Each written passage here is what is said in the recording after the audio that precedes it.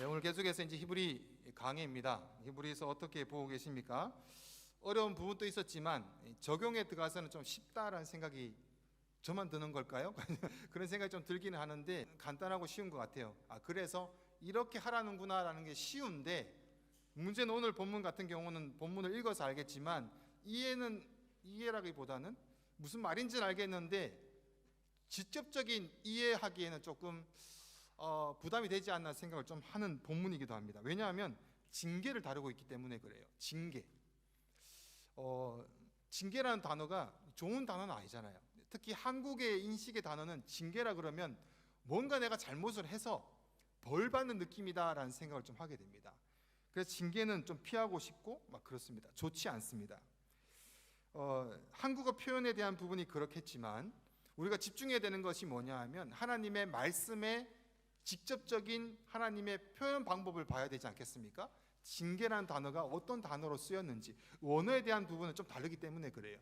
많은 부분을 포괄을 하고 있고 다른 부분을 같이 감싸고 있기 때문에 비록 이 징계가 힘든데 자꾸 징계를 참으라 모여가지고 이스라엘 전쟁에 대해서 이스라엘을 좀 규탄하는 전쟁 시위가 있었던 걸로 알고 있습니다. 이유를 가만히 생각해 보니까 예전에도 이런 일이 있었어요. 근데 예전에는 영상 매체가 발달 안 하다 보니까 몰라요. 그냥 전쟁이 있는구나라고 끝나는 부분이었는데 요즘은 적나라하게 실제적인 실시간으로다가 아이들이 죽어나가는 그 모습을 방송을 하다 보니까 많이 실제적인 접근이 되는 것 같아요. 몇천 명씩 지금 죽어나가는 이런 상황 가운데 또 뭐 우크라이나 전쟁도 뭐 있죠. 그 다음에 기근과 지진은 말할 것도 없습니다. 이 일로 인해서 가족들이 죽어나가고 있고 현실이 다 무너지는 상황, 실제적인 생활이 다 무너진다고 생각을 해보십시오. 뭐 집을 저희도 지금 감사하게 우리 가정들이 집을 막 사요. 너무 좋은데 문제는 집을 다 갖춰서 이제 뭔가 살만한데 전쟁이 일어나서 집을 떠나야 돼서 살아가야 된다면 얼마나 그 생활 자체가 그렇겠습니까? 나라가 없어지고 나라가 파괴되는 이런 상황 가운데 일어나는 일들 가운데 오늘 말씀을 제가 일부러 뭐 정한 건 아니에요. 원래 강해 설교를 하다가 오늘 본문에 나왔는데 원래는 5절부터 13절까지의 말씀입니다. 이 말씀을 보면서 이 시대 가운데 또 우리 그리스도인들이 가져야 될 마음이 아닌가?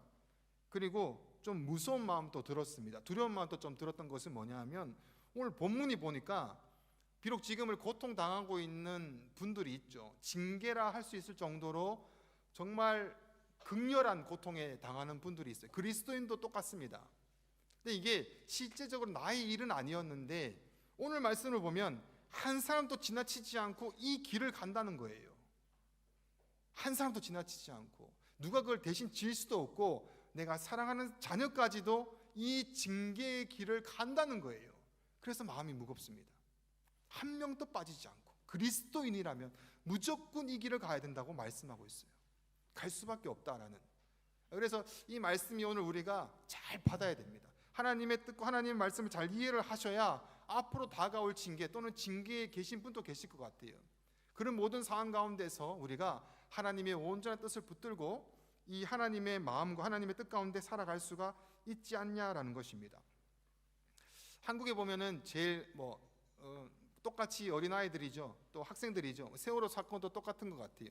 정치적인 것을 떠나서 여러 가지 다 떠나서 일단 아이들이 죽다 보니까 많이 마음이 아프고 슬픕니다. 가족을 잃고 자녀를 잃어버렸어요. 그런 상황 또는 물질로 인해서 가족 중에서 막 요즘에 한국도 그렇지 않습니까? 자살률이 1등을 달리고 있어요. 그런 가정이 파괴되고 자기 목숨을 스스로 끊어가는 이런 시대 가운데 극렬한 고통의 시대 가운데 그리스도인이라고 왜 없을까요? 제가 신학교를 다닐 때 저희 반에 한 전도사님의 교회가 세월호 사건에 들어간 학생이 있었어요. 제가 그 회장을 하다 보니까 알게 됐어요. 그랬더니 이 세월호 사건을 바라보는 관점이 바뀌더라고요. 그래서 그 전도사님은 그 자기의 교회에 가서 아무 말을 못 하겠더래요. 뭐 위로도 못 하겠고 아무것도 못 하고 교회 전체가 이 징계, 이 고통에 대한 시간들을 거치고 있다라는 것에 우리 반 전체가 기도했던 기억이 납니다. 이런 우리가 견디지 못하는 고통과 견디지 못하는 극렬한 아픔 가운데 이런 일이 생각나죠. 저들이 무슨 죄가 있길래 하나님은 이런 징계를 취하실까? 하나님은 도대체 저것을 왜 이렇게 방치하시는 걸까라는 생각까지 하기도 합니다. 하나님을 믿는 사람일수록 계속해서 극렬한 고통 가운데는 이런 일을 계속해서 반복해서 묻게 됩니다. 하나님은 도대체 어떤 의도를 가지고 이렇게 하실까? 그래서 하나님께서 오늘 히브리 말씀의 믿음을 얘기할 때 인내를 강조한다 그랬어요. 참으란 얘기인가? 너무 잔인한 것 같지 않나요? 징계를 주시고 극렬한 고통 가운데 있는 자들에게 인내하라라는 이런 너무나 좀 위로도 해주실 수 있고 좀 이렇게 돌려서 얘기할 수도 있고 뭐 조금만 참고 기다리면 뭐 이런 걸 얘기할 수 있는데 그런 얘기가 아니라 직선적으로 징계는 내가 내 자녀에게 주는 것이므로 한 명도 빠지지 않고 이 길을 갈 것이다 라고 얘기하는 이 하나님의 음성 가운데 우리는 정말 하나님의 본연의 뜻을 제대로 붙들어야 될 것 같아요. 오늘 이제 말씀으로 이 징계라는 단어를 하나님의 징계라는 부분에 내가 아는 하나님의 징계와 본문에서 아는 하나님에 대한 징계에 대해서 잘 발견되기를 축복합니다. 아멘. 오늘은 징계를 통해서 말씀의 제목처럼 징계와 평강의 열매입니다. 징계와 평강의 열매. 징계와 평강의 열매 너무나 다른 의미를 가지고 있는 이 두 가지 단어를 함께 쓰고 있습니다. 함께 쓰고 있는 이것 가운데 함께 5절부터 쭉 보면서 하나님의 뜻을 발견해 나갑시다. 5절 다 같이 봉독합니다. 시작. 또 아들들에게 권하는 것 같이 너희에게 권면하신 말씀 또 잊었도다. 일러스되 내 아들아 주의 징계하심을 경히 여기지 말며 그에게 꾸지람을 받을 때에 낙심하지 말라. 아멘. 여기서 주의해야 될 게 뭐냐 하면 하나님의 권면을 잊어서 징계한 거구나, 낙심하지 말아야 되겠구나, 이것이 중요할까요? 아니면 또 아들들에게 라고 하면서 일러스되 내 아들아 라고 얘기합니다. 관계적인 부분을 강조해서 놓고 있습니다. 관계적인 부분을. 나와 너의 관계는 저가 아니고 하나님과 우리의 관계는 한 아버지와 아들들의 관계를 얘기하고 있습니다. 아들과 아비의 관계. 그래서 징계라는 것은 아비와 아들의 관계에서 이루어집니다. 근데 우리가 뭔가 잘못 이해하면은 뭔가 그냥 대가성으로 받는 것에 대해서 생각하기 쉬운데 아닙니다. 여기서 나오는 징계라는 단어는 원어에 보면은 파이데이아라는 단어를 씁니다. 파이데이아라는 단어의 원어에 대한 그 의미가 뭐냐 하면 자녀를 양육하다, 조금 더 넓은 포괄적으로 자녀를 키워가다라는 의미를 가지고 있습니다. 자녀를 키워가는 과정 가운데 자녀의 입장에서 바라볼 때는 아픔이 있고 괴로움도 있을 수가 있어요. 말 듣기 싫을 때가 있고 또 그것에 보면서 핸드폰 일주일 압수 이러면은 고통의 시간이 다가오기도 합니다. 나에게 징계를 주는 것 같은 그 시간이 하나님과 아버지, 아비와 자녀의 관계 가운데 진행이 되고 있다는 거예요. 그러면 반대의 생각을 해봐야 됩니다. 징계가 없다면 아버지와 자녀의 관계가 아니라는 것이 되는 거예요. 우리가 그냥 쉽게 징계만 생각하는데 무관심과 그냥 징계가 없이 내버려 두면 방치한다는 것은 굉장히 더 무서운 일이라는 것을 잊어서는 안 됩니다.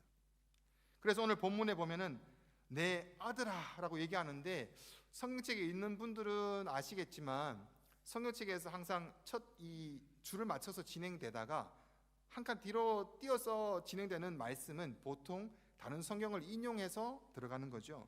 오늘 5절의 말씀에도 보면은 내 아들아부터는 다른 말씀을 인용해서 좀 설명이 들어간 성경책은 기억이라고 적혀져 있어서 밑에 보시면 잠언서 3장 11절과 12절 말씀을 나오고 있어요. 그 말씀을 인용한 거죠. 우리 잠언서 3장 11절과 12절 말씀의 본문을 다시 한 번 더 봅니다. 원문이죠. 다 같이 천천히 시작. 내 아들아 여호와의 징계를 경히 여기지 말라. 그 꾸지람을 싫어하지 말라. 대저 여호와께서 그 사랑하시는 자를 징계하시기를 마치 아비가 그 기뻐하는 아들을 징계함 같이 하시느니라. 아멘. 여기서 보면은 나오죠. 징계를 경히 여기지 말라. 가볍게 여기지 마. 꾸지람 싫어하지 마. 사랑하셔서 징계하시는 것이야. 이것이 아들을 징계하는 거고 아들을 자녀로 만들어가는 것이고 양육해 가는 것이야 라고 하면서 똑같이 내 아들의 관계를 하나님께서는 정하시고 있습니다. 12절에 보면은 그 사랑하시는 자를 이라고 합니다. 사랑하는 자다라고 얘기합니다. 우리와 하나님의 관계는 사랑하는 관계입니다. 오늘의 본문의 첫 번째 독자가 꼭 기억을 하셔야 되겠죠. 히브리서의 첫 번째 독자는 고통받는 자들, 그리스도를 따르는 히브리인들이라 그랬습니다. 그리고 시대가 너무나 고통받는 시대 가운데 그 시간이 길어져서 예수 그리스도에 대해서 흔들리고 있었던 자들이었다라고 했습니다. 그런 자들에게 오늘 얘기합니다. 너와 나의 관계는 아비와 자녀의 관계다. 네가 고통당하고 있는 것, 내 이름 때문에 고통당하고 밥 못 먹고 자녀가 괴로움을 당하고 있는 것은 내가 너를 사랑하기 때문이다라는 징계에 대한 표현을 하고 있는 것입니다. 내가 너의 아버지다. 걱정하지 말라.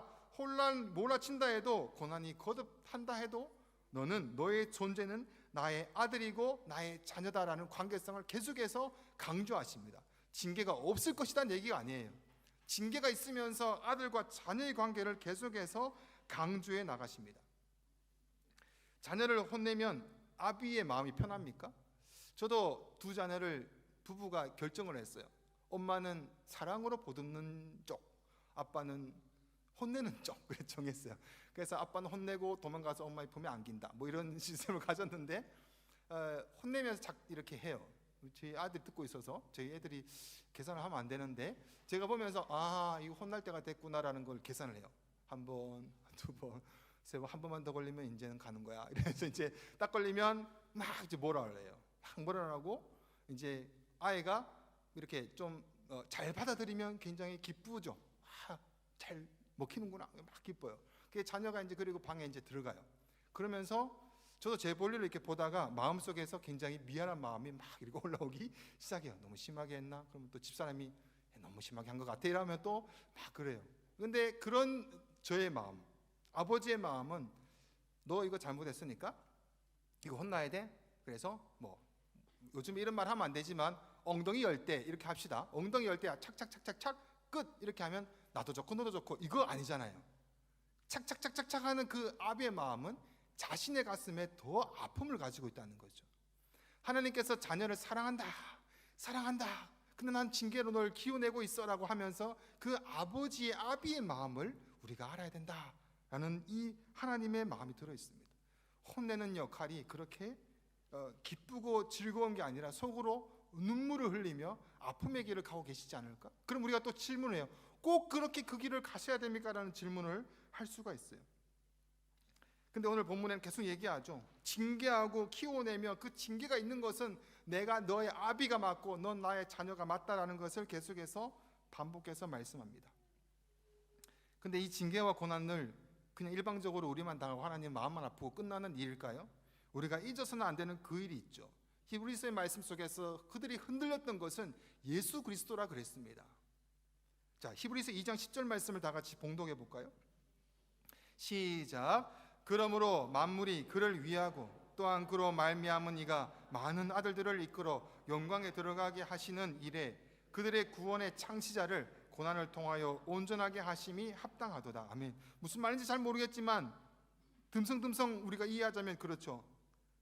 많은 아들들, 하나님의 자녀들의 영광에 이르게 하기 위해서, 그 영광에 이르게 하기 위해서 하나님이 고난을 통해서 온전하게 하심이 맞았다. 이게 뭐냐면 하나님이 많은 하나님의 백성들을 온전하게 하기 위해서, 영광에 들어가게 하기 위해서 자신의 독생자를 내어줘서 십자가의 고난을 당하는, 고통을 주는 그런 방법을 계획하십니다. 어쩔 수 없이 이 방법 하나밖에 없었던 거죠. 아들을 십자가에 매달아 고난을 당하게 하시는 것, 그 아들을 도살장에 끌려가는 양처럼 아무런 말도 하지 않고 그 일을 예수님은 감당해 가십니다. 왜? 하나님 아버지의 마음을 알고 있으니까. 그 길을 가야 이 모든 아들들이 영광에 이르기 때문에, 그래서 그 고난받음의 길을 가시면서 똑같이 말씀하십니다. 그 고통과 십자가의 부끄러움을 나는 중요하게 여기지 않았다. 왜? 너희들을 나의 자녀로, 나의 아들로 맞이함에 있어서는 이라고 얘기했습니다. 지난주에.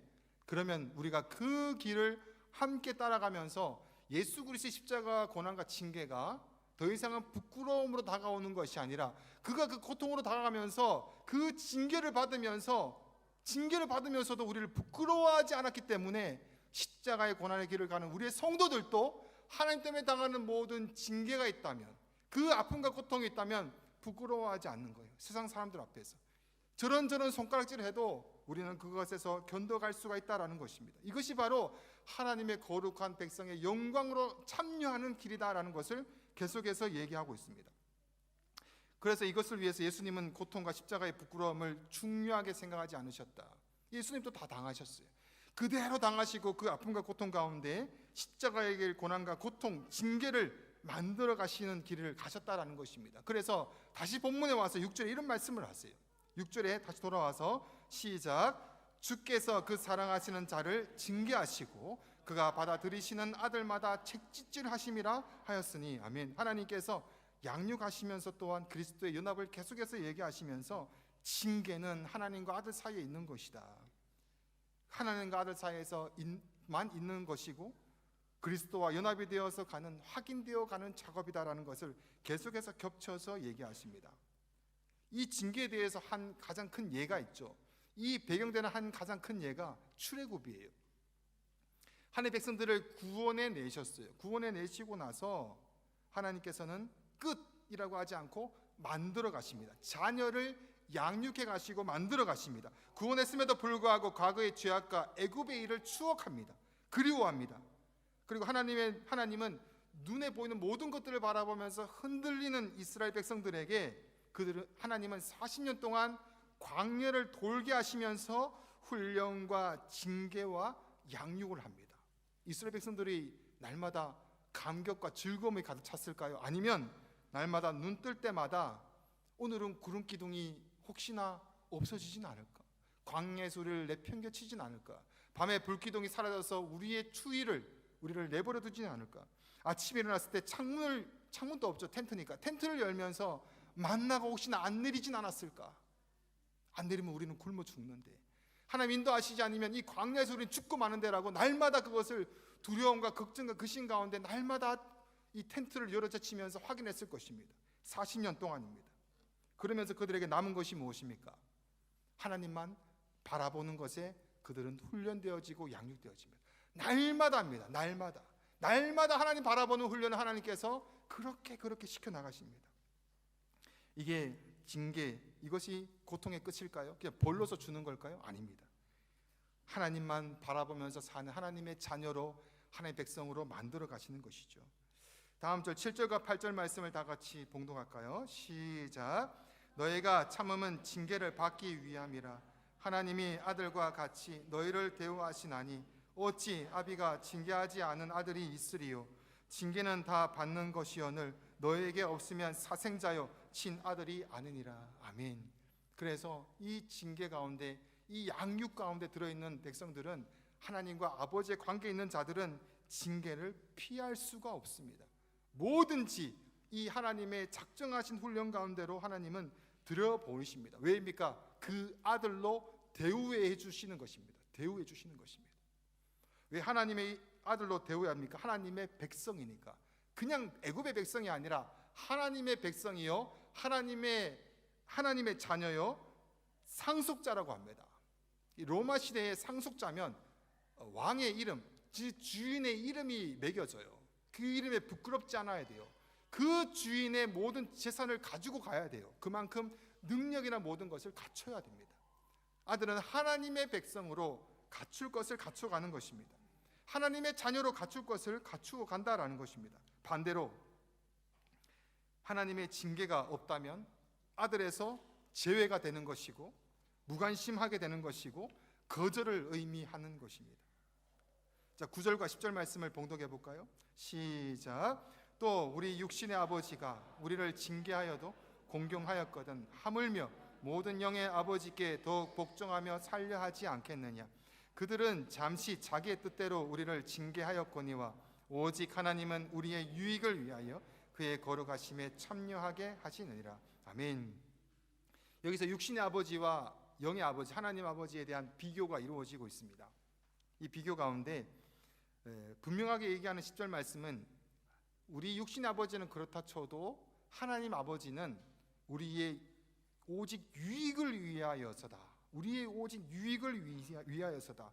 그래서 그것이 거룩에 참여하려고 하신다라고 말씀하고 있습니다.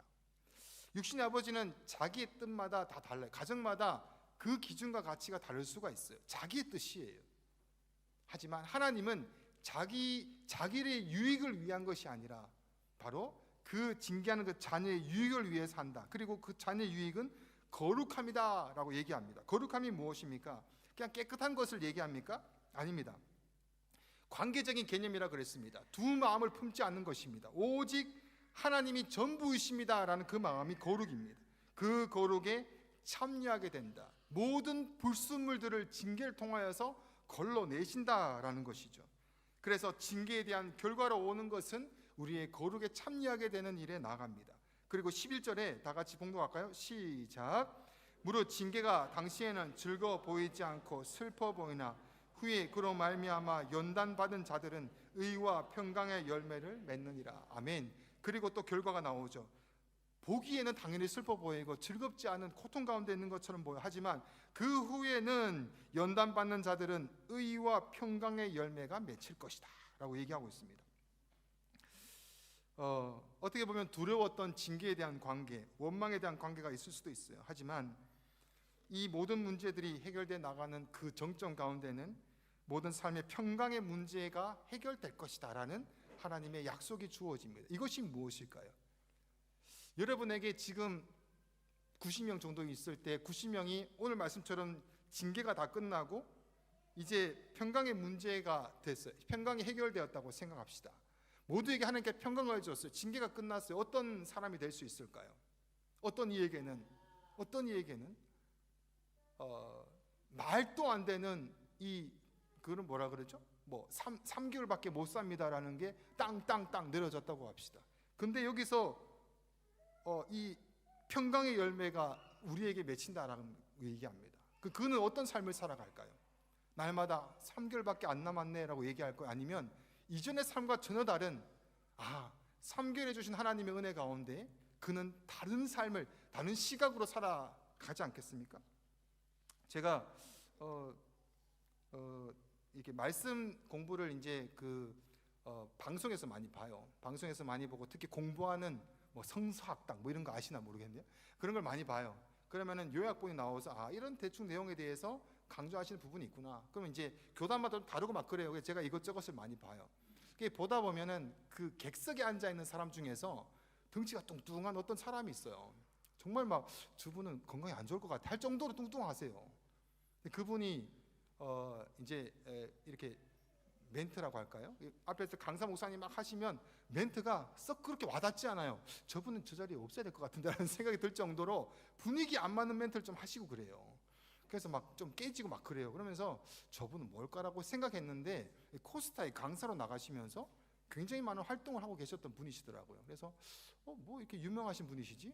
그랬더니 가수이시더라고요. 가수였고 그러다가 이제 이분이 제가 이제 보니까 이제 저번 주인가요? 돌아가셨어요. 그래서 이분이 왜 소천하셨지? 하고 보더니 목사님이라고 하시더라고요. 그래서 제가 그분을 전혀 별로 관심이 없다가 좀 찾아보게 되었습니다. 그런데 그분의 별명은 고물심장이라는 별명을 가지고 있더라고요. 고물심장. 노래도 만들고 막 그렇게 하셨더라고요. 앨범도 내시고. 고물심장. 타고난 잘못된 심장. 그래서 의사가 얼마 살지 못할 것이다라는 사형 선고를 받게 됩니다. 그 노래를 너무나 즐거워했었는데 심장은 호흡이랑 다 관계 있지 않습니까? 근데 그럼에도 불구하고 그가 하나님을 만난 자로서 찬양자로서 다시 태어나게 됩니다. 그리고 이런 노래를 지어요. 제가 가사를 불러드릴게요.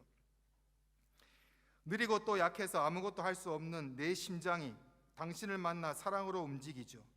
금방이라도 멎을 고물 같은 심장이 당신의 사랑으로 뛰네. 내가 숨쉬는 것도 내가 서 있는 것도 기적이기에 당신은 나의 기적입니다. 무엇도 할 수 없어 아무것도 할 수 없는 나를 들어 쓰시는 당신은 심장을 내게 주시네. 나를 쓰시는 당신을 위해서 수 없는 그 고통도 나를 웃게 하시는 주님을 찬양해 라고 합니다. 그의 삶의 어떤 사람의 세상적인 시각으로는 말이 안 되는 그의 이 전환점이 되었지만은 하나님 편에서는 하나님과의 영원한 삶. 그래서 그는 마지막에 고백합니다. 나는 죽어서도 찬양할 것이다 라는 얘기를 남기게 됩니다. 바울을 옥에다 집어넣어요. 바울이 예수님의 복음을 전하다가 야잇 하면서 매를 쳐가지고 옥에가 가더라 라고 했어요. 환경이 엉망이 됐어요. 근데 옥에 가서 그는 뭐 하십니까? 무엇을 합니까? 평강의 열매가 맺힌 자는 그 옥에 갇혀서 갇힌 자들에게 전도를 하고 있어요. 말이 안 되는 일을 저지릅니다. 간수들에게 복음을 전합니다. 어디에 갇히고 어떤 상황에 있는지가 전혀 상관이 없는 자가 바로 평강의 열매가 맺히는 자인데, 그것이 어떻게 나타난다고요? 징계를 받으면서 그것을 견디는 자에게 열매가 맺힌다라고 말씀하고 있습니다. 마지막 시대 가운데 전쟁이 일어나고 수많은 고통 가운데 일어나는 이런 일들 가운데 거기에 과연 하나님의 사람이 없을까요? 있습니다. 교회들이 있어요. 그 교회들이 하나님 가장 중요한 것을 세워가시면서 마지막 시대에 가장 중요한 것을 붙들고 그 징계 가운데 하나님 세워가시는 하나님의 자녀에 대한 일을 만들어 가십니다. 화평으로 평안케 하시며 거룩하게 만들어 가십니다. 그 일이 우리에게도, 우리 자녀들에게도 바로 일어날 일들이라는 것입니다. 한 사람도 피할 수가 없습니다. 피한다면 그것은 사생자요 무관심이기 때문에 하나님 자녀가 아니라는 것입니다.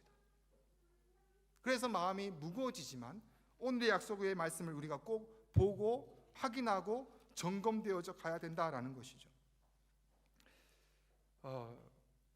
예수 그리스도로 살아가는 바울은 모든 것을 예수 그리스도 채웠기 때문에 이런 삶이 가능했습니다.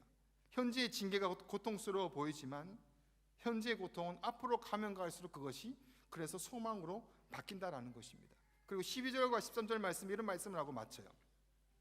자, 다 같이 봉독합니다. 시작. 그러므로 피곤한 손과 연약한 무릎을 일으켜 세우고 너희 발을 위하여 곧은 길을 만들어 저는 다리로 하여금 어그러지지 않고 고침을 받게 하라. 아멘. 그러니까 너희가 피곤한 손이 뭘까요? 지쳐 있는 거예요.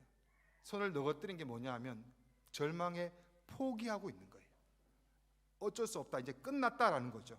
무릎을 일으켜 세우고 저는 다리로, 뭐냐면 수많은 고통과 이게 딱 보니까 아닌 거야. 그리고 너무나 무서워. 이제는 끝났다는 거죠. 그래서 다 포기하고 났는데 다리는 덜덜덜 떨고 있는 거예요. 너무 무서워서. 다 끝나는 건 알겠는데 다 절망 가운데 있는데, 그러면은 그냥 이게 아니라 너무나 소스로 치는 두려움에 있는 거예요.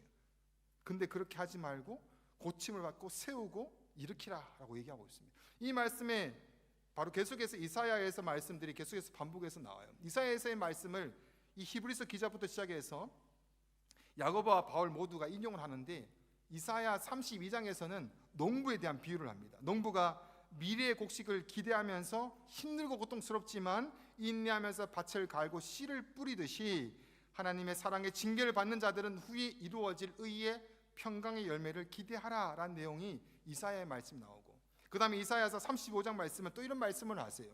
35장 3절부터 6절까지 말씀을 제가 한 절 여러분이 한 절 교독하고 오늘 말씀을 마치도록 하겠습니다. 너는 약한 손을 강하게 하며 떨리는 무릎을 굳게 하며, 4절 시작.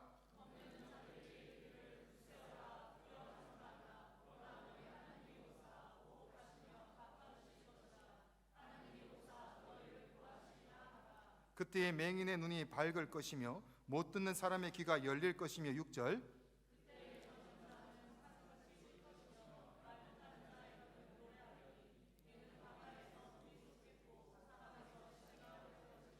아멘.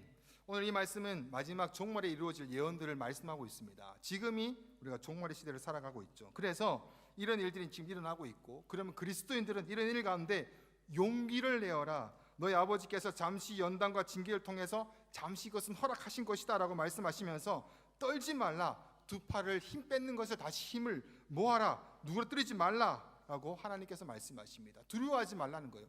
이 당시에 두려워했던 이유는 그렇게 어렵지 않아요. 그 당시에 아수르 나라가 굉장히 악독하고 죄악이 가득하면서 사람들 잔인하기로 유명했었어요. 그것이 이스라엘 백성을 다 감싸고 있는 거예요. 그 사람들이 손과 두 팔 다 늘어놓고 무릎은 다다다다 떨고 있는 거예요. 근데 하나님께서 말씀하시는 거예요. 아니다, 걱정하지 말라.